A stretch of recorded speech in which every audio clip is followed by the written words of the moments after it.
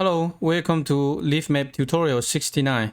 In this video, I'm going to show you how to visualize Maxar open data for the Turkey earthquake. So first, let me show you where you can find the notebook examples. Go to leafmap.org and then tutorials. Scroll down to the end and find number 69. Click the link notebooks. So you can either open this notebook in Amazon SageMaker Studio Lab or Planet Computer or Google Colab. You can also download this one to your computer. And so in this tutorial, I'm going to show you step by step how to access the Maxar open data and how you can visualize, compare imagery side by side before and after the earthquake. So the earthquake hit Turkey and Syria on February the 6th. And since then, Maxar has released a lot of high resolution imagery for the earthquake, but it has also released a lot of data in the past for some of the major natural disasters. And it's very useful, but it's provided in the stated spatial temporal asset catalog. So it's actually not quite easy. If you're a beginner, you might be wondering like how to actually access the data. So during the past couple of weeks, I have added some functionality to Leafmap. Makes it so much easier for you to access the data and also search the data, also visualize the data. And so this notebook, I'm going to show you step by step how to do that. If you are interested in learning more about the program, you're welcome to check the link. For example, the open data, Maxar open data are hosted on AWS. So if you are familiar with AWS, you can also directly access the data from there. And you actually might be able to see some of the notebook that I contributed in here. And I also create a repository on GitHub and actually crawl the entire Maxar open data catalog and provide it in a much easier way for you to basically CSV format so that you can easily screen the data and you see, for example, the dataset CSV. And I'm showing you here how many datasets Maxar has opened in the past. And so in total, you will see here 16 datasets. And you will see on the right here, the count column shows you the number of images that has been released. And you see here, this one, the one that we're looking at today for the Turkey and Syria earthquake was 1,260 images. And there are a lot more, for example, in the past. And this is basically a summary table, but you can also check out the data set. So when you click inside, it's going to show you each individual event.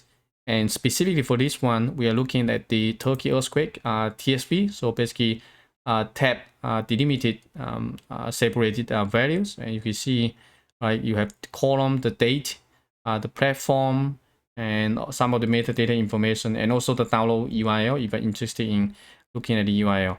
And this shows you the time. So there are over 1,000 images. Some of those are before the earthquake, and some of those are after the earthquake.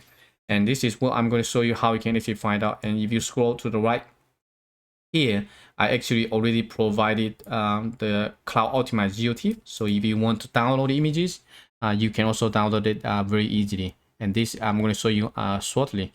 So this one is just the TSV, shows you all the images, list all the images. If you want, for example, here, look at the footprint. You can also download the GeoJSON. So this is already pre-built. And this repo is being updated automatically every 24 hours. So if Maxar release more data, you will also be able to actually use the same file path. You will get the latest one. So if you zoom in here, this will be all the image footprints. And besides the summary one, if you click into each individual one, it's going to show you all the images side by type by type. So GeoJSON is the footprint. TSV just shows you the number of images within that because it's going to be small piece by small piece. And I also created the so-called cloud virtual mosaic. So the .json file, this one is the mosaic JSON, and I'm going to show you how you can actually visualize this one. If you're trying to do this by yourself, it's going to take some time, but I have created these 3 files, makes it so much easier for you to access the file. Okay, so you're welcome to check out this repo. And again, you will see here, this is automatic. So if there's any update, it will automatically update the repository. Okay, so let's go back to the notebooks, and again, download the notebook to your computer, and then we can start going through.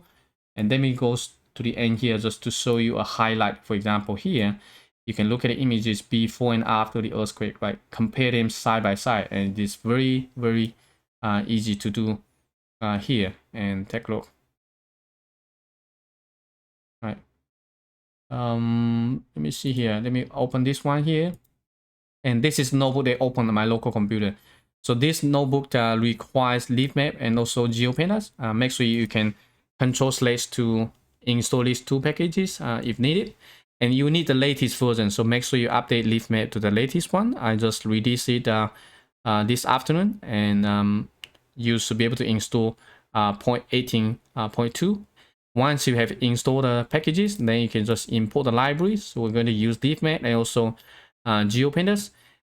So the first step you might want to see is to see what kind of image collections of the Maxar open data. So if you just one click, this one essentially behind the scene is going to go to the link that I showed you earlier. Go to this repository and then trying to read this CSV file, and it's going to read this column. So this is all the collection IDs, because later we want to search the Turkey earthquake imagery, so we will need this ID. So let me come back to here, and we just grab this one. So this is basically the collection ID. Once you have that, we can use the Leafmap Maxar collection URL, and it will pass in the collection. So basically we want to find out the footprint available for this one. So if you run it, Control Enter, you will be able to see, for example, this is the raw URL to the GeoJSON file, basically the footprint, and essentially is the file path to here, the data sets, and then this one. So if you click the download button, this one essentially is, if you open in a new tab, it's the same one, right?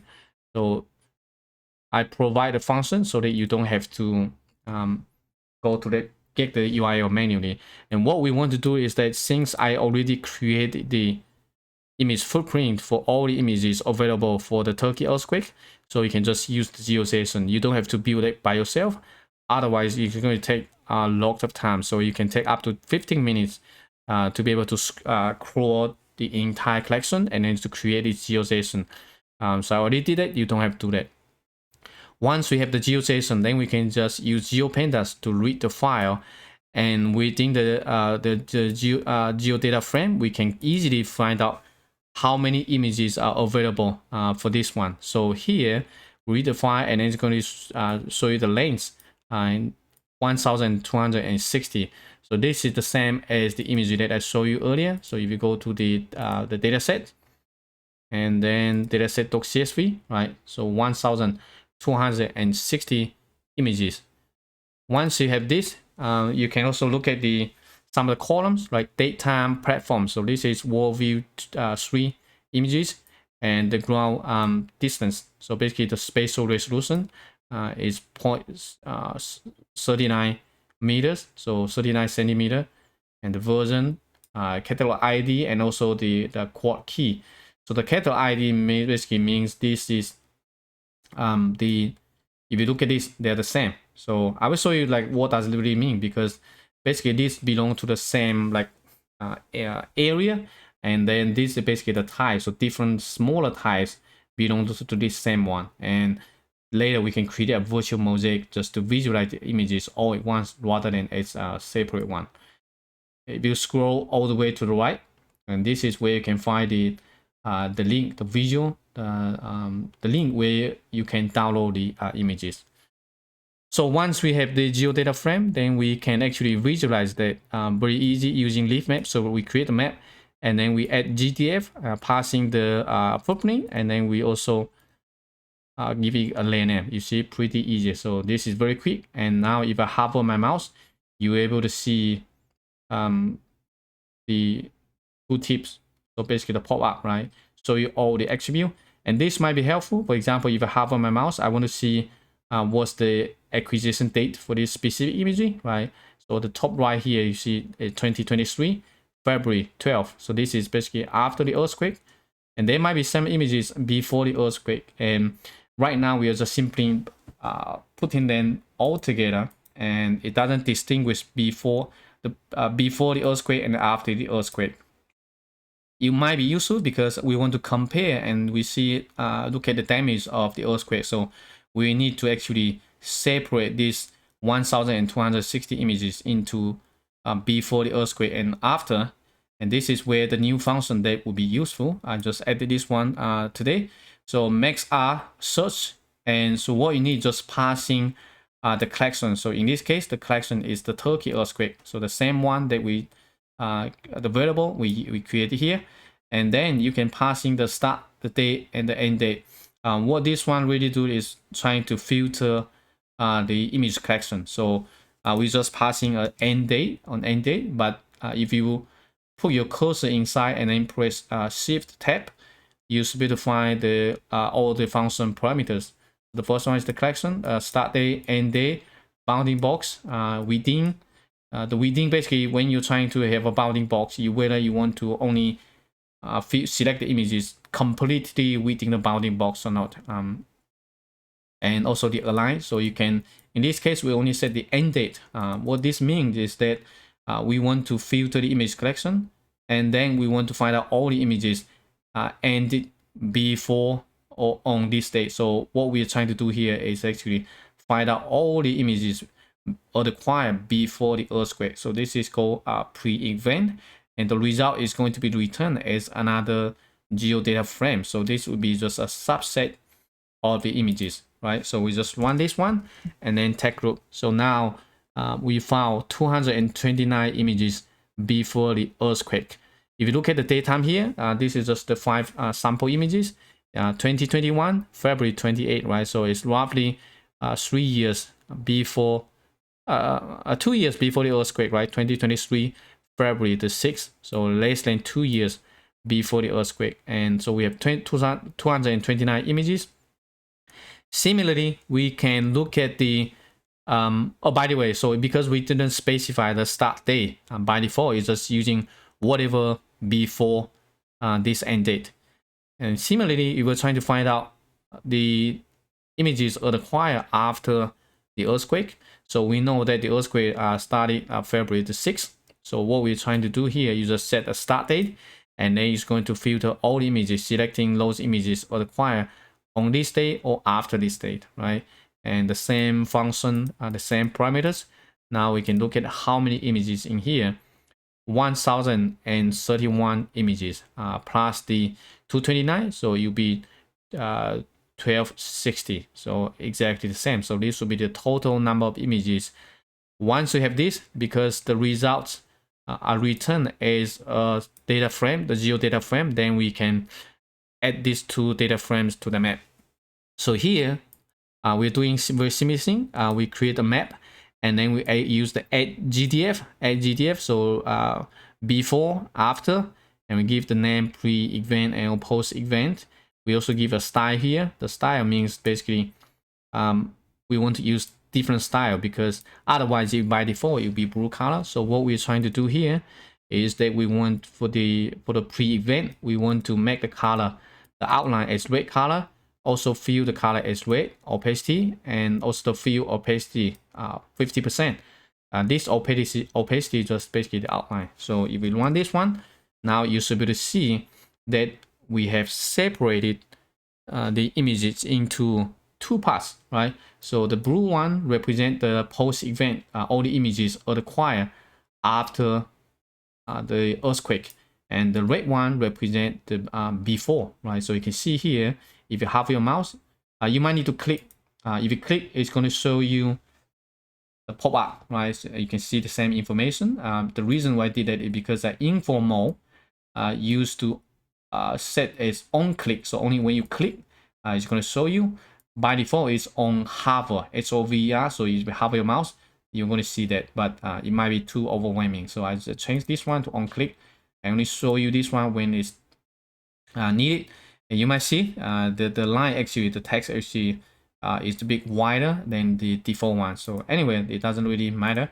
So this is how you can quickly figure out, for example, for any events that the images that Maxar release, now you know you can use the same function. So Maxar search, and then just pass in whatever new collection. So in the future, if there's a new natural disaster and Maxar release new data, then you can just pass in the collection name, and then you can just specify the start date, the end date.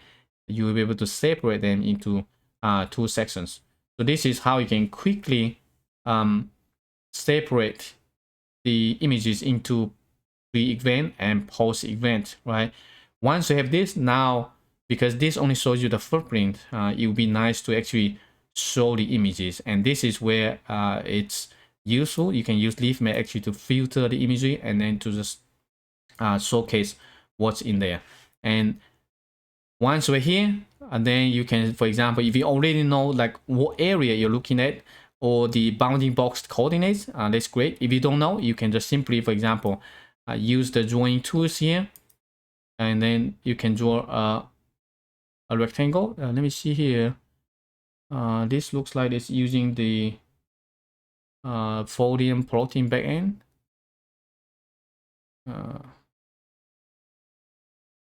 Because this is not IPy leaflet. Let me double check. So let me clean all of this, and then it might be because my computer I set let me show you here. If I use this one, leafmap is leafmap. So this, in this way, I can force it to use the IPy leaflet protein backend. So, and then let me do it in here, the same thing. Run all above, and you should use the IPy leaflet protein backend. Okay, so now it's actually IPy leaflet here, and you will be able to click here, pre-event and post-event. So once you have this, then we can select what area you're interested in. So this is where you can get the coordinates. Earlier I used the Folium, so a Folium doesn't really, you cannot draw the, it's a bit difficult to interact with the map. So it's just a one-way street. Now IPy leaflet is two ways. So here I zoom into this area. So assume that, okay, I know this area contains pre-event images and post-event images because you see the red color here. And they say I want to look at the images in this area. Okay, so just simply draw this rectangle. Then you can use this function to let me create a new one. You just map.user ROI.bounds and then parentheses. So this shows you the coordinates, the bounding box. So the lower left corner and also the upper right corner. So we delete these 4 coordinates. Then we can use the same function here. So the Maxar search, right? So earlier we separated the geodata frame into 2 sections. So the pre-event and post-event. But now we also want to filter by the bounding box. That means, okay, we only want a subset of the images because we want to show the images. And so now you can pass in the bounding box and also the end date. So again, similarly, if you provide just an end date, it's going to filter all the images before this date, right? So now if I run this one, or the bounding box, so I need to run this line and then look at this. So take a look, and this one has actually 4 images, right? So what does this mean is that for this event, and so for this within this rectangle, you will see 4 images. So let me remove the drawing tool. So you see 1, 2, 3, 4. So the major one, and then smaller one, and then also 2 smaller pieces in here. So in total, this is 4 images, and also has the post event. So similarly, we can search the post event. So the same collection, the bounding box, and the start date. So this will be after the earthquake, right? So now just show you the head, but this one might probably has more. So if you want to see all of them, you can like see how many. So you'll be length and then post event, post event. Okay, so here this one has 14, so has a lot more in here. So if you zoom in, you might be able to see. So basically, it has 14 images intersecting with the region, the area of interest. And once you have that, then you can look at the catalog ID, because we are trying to get the mosaic JSON. So if I go back to this repo in here, just to show you like what we're trying to do, is to find out the image, basically the ID for this one, and then get the JSON file. So that one contains the mosaic JSON, so basically the images. And if you want to find out, it's actually this one here, the cattle ID. So what we're trying to find out here is find out the cattle ID before earthquake and also the cattle ID after the earthquake. So we are trying to find out this one here. And so since we already have the data frame, and so we're just going to get this column and then the value and then just the first one. So essentially we're just going to get this value. So if I run this one, take a look, you'll be this one here, 103 and then 100 at the end. You'll be this one here. So we're getting the pre-event capital ID, and similarly we also get the post-event capital ID. And look at this one here, right? So 103, last 3 digits, 200.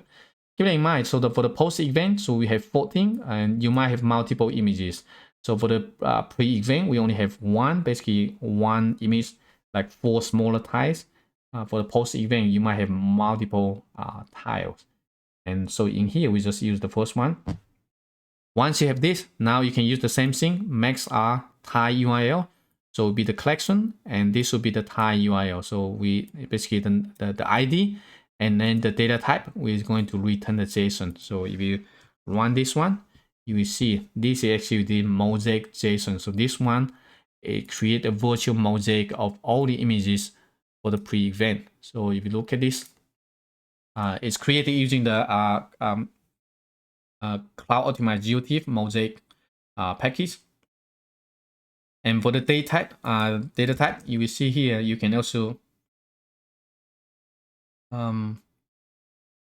GeoJSON, JSON or TSV. So if I come back to this one again, right, you can have the GeoJSON, just the footprint, and the mosaic JSON, and also the TSV. So TSV just basically a subset, basically listing all the tiles belong to this image, right? So you might have multiple.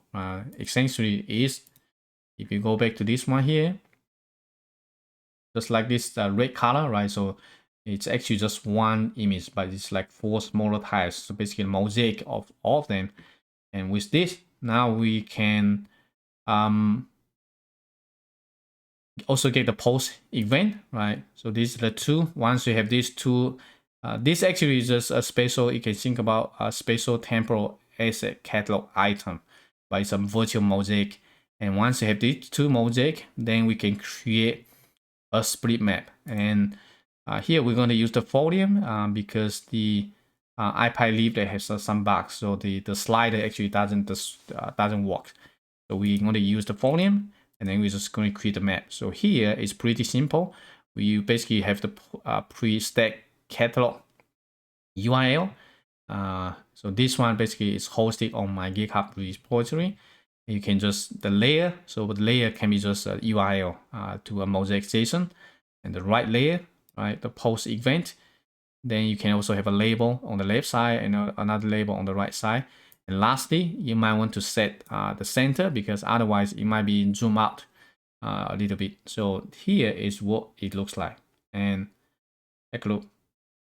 So now you have the images. So on this one, right, is the pre-event, and this one is after event. So you can clearly see changes before and after. If you zoom out, right? So this is basically at the center of the city, and if you zoom in, you will be able to see very detailed how much has changes. And keep in mind, so these images are not also rectified. So because it depends on the angle where the images were acquired, and depends on the satellite position, it might not. You might see some of the offset in here, right? And let me run this one again here, just to show you the differences, right? So you see basically some smoke, and this is completely most of the buildings actually destroyed here in this region. And you also see some of the here might be used as the recovery and the emergency location. So see, right, completely gone, right? This is pre and this is after, and you can zoom in. For the pre-event image, it's only a small area, but for the post-event, it actually has a much a larger area. So if you see here, this one, we only have the post event. And you might need to look into that more closely to see some of the areas being affected, but this is pretty dramatic, especially, for example, here, some of this location. Okay, so this is how you can actually visualize the before and after, right? So you can just simply draw a rectangle anywhere on the map earlier, and then you will be able to see before and after, just like in here. Everything, all the images in here, you just simply draw a rectangle and then figure out the bounding box. And then you can use the bounding box to just filter the image, search the images before and after, and get the mosaic JSON. Then you should be able to look at the images, right? So I can quickly do here one more time. Let me simply draw this one here just to see what it looks like. And so if I, oh, this, because I already run it, so I can actually come here. Let me run from run above selected and then rerun. Because the map, the variable is overwritten when we create this split map. So here shows you, for example, come back to here. Right, so now this one is IPy leaflet, and so they say, okay, I'm interested in this one. I just simply draw a rectangle, and then I can get the bounding box, right? So this is where you get the new coordinates, and then I run this one, and then I get the pre-event. So this one right now has more than 5. So you see here, we're going to grab this ID, and similarly, we're going to do the post-event, and then we can get the catalog ID, the first one, the last one, the pre and post, and then we're going to get the Thai URL, post Thai URL, and then you should be able to just run. So everything remain pretty much the same. You see the coordinates. This is a bug. I might need to disable that for the call. And so let me come out this one, because right now the location has changed, the bounding box. So the coordinate here will be different.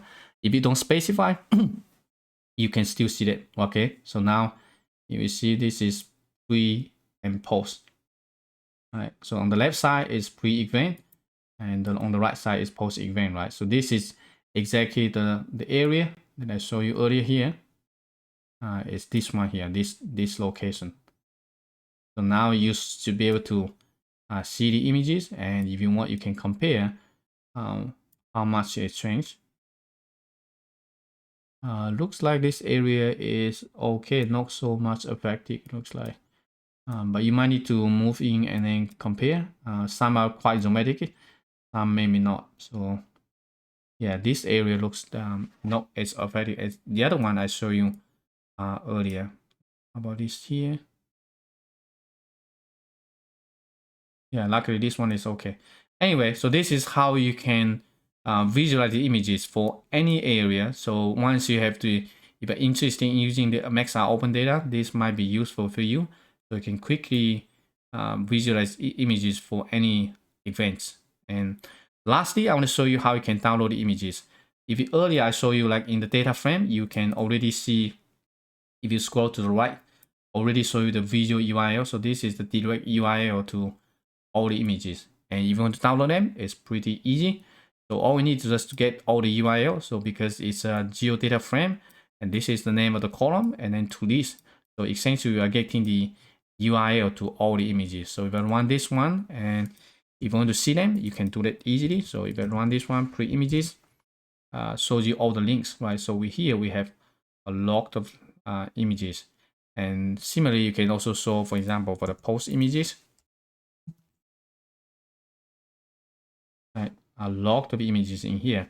And if you want to download them, you can just use one line of code. So here you just use Maxar download and then the pre-images. So all we need is just provide a list of links.